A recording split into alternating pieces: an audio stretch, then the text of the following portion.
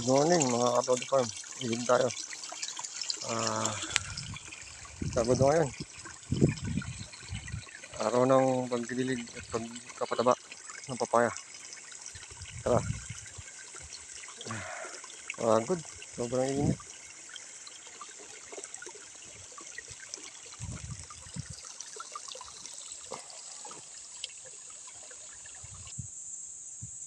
Update ko kayo sa papaya natin mga Katoda. Yan yung kondisyon ng mga papaya natin. Anong pansin nyo?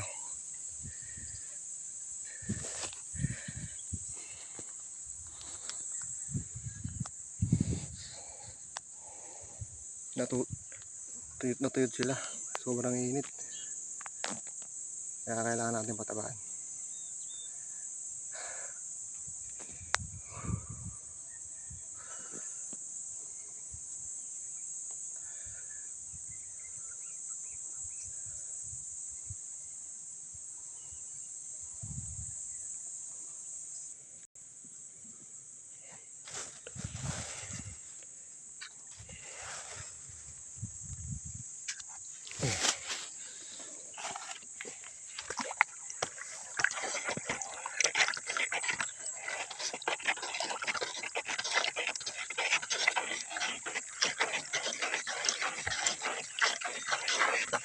Winner yan mga Katoda. Patabahan natin.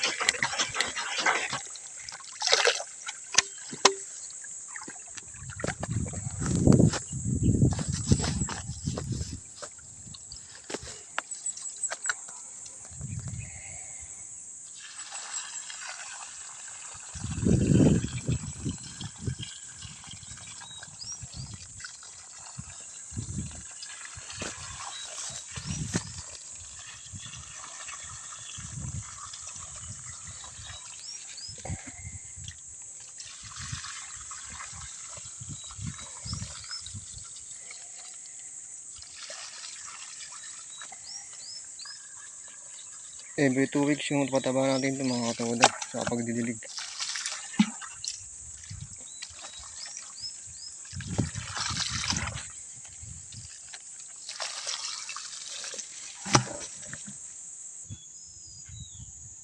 Yung mga Katoda, sobrang tuyo. Alas kasi twice a week lang tayo makakapagdilig dito. Gawa ng ginagamit ito yung patubig sa bukid. Kaya yan o.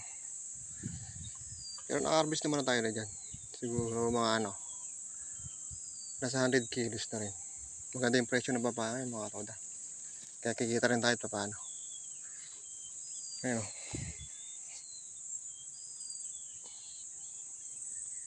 Natutuyo sila, natutuyo yung dahon nila. Sana umulan man. Dumating na yung ulan. Yan nga pala mga Katoda, sitaw yan.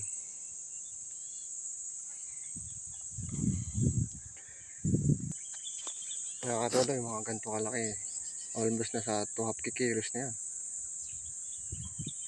Kaya maganda yung presyo ngayon. Lalo sa panahon ng Paskuhan.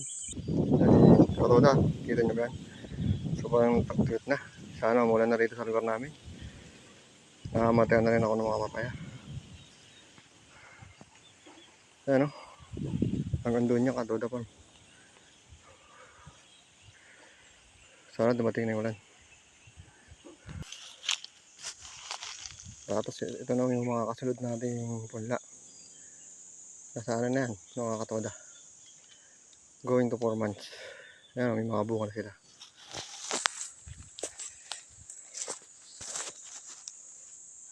Kita nyo ba yan? Ayan. Red Lady saka Red Royal variety yan mga Katoda.